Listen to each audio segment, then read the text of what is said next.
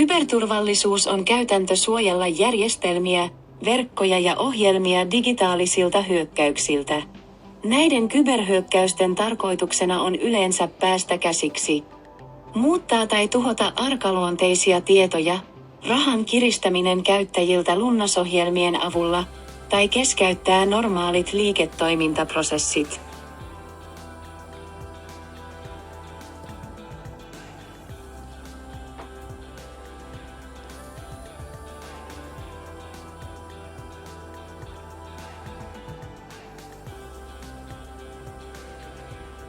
Kyberturvallisuus on teknologioiden, prosessien ja ohjaimien soveltamista järjestelmien, verkkojen, ohjelmien, laitteiden ja tietojen suojaamiseen kyberhyökkäyksiltä.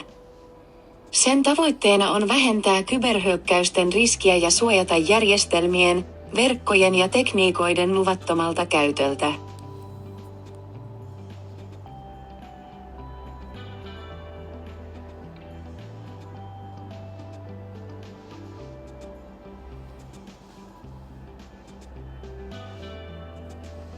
Kyberturvallisuus on monipuolinen järjestelmä, joka käyttää tekniikoita ja protokollia digitaalisen omaisuuden suojaamiseen. Se ottaa käyttöön tiukat käyttöoikeudet rajoittaakseen pääsyn valtuutettuihin käyttäjiin. Palomuurit ja tunkeutumisen havaitsemisjärjestelmät, EADS, valvovat verkkoliikennettä käyttämällä ennalta määritettyjä sääntöjä ja poikkeamien havaitsemista uhkien estämiseksi.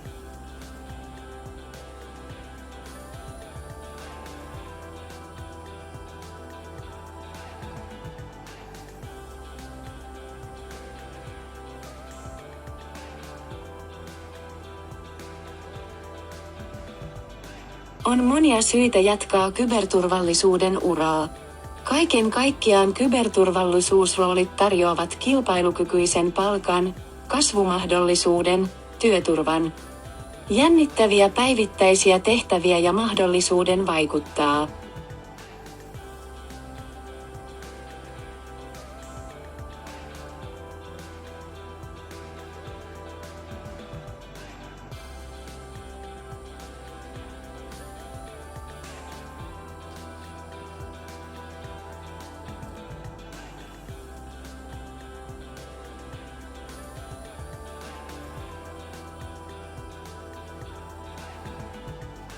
Kiitos paljon.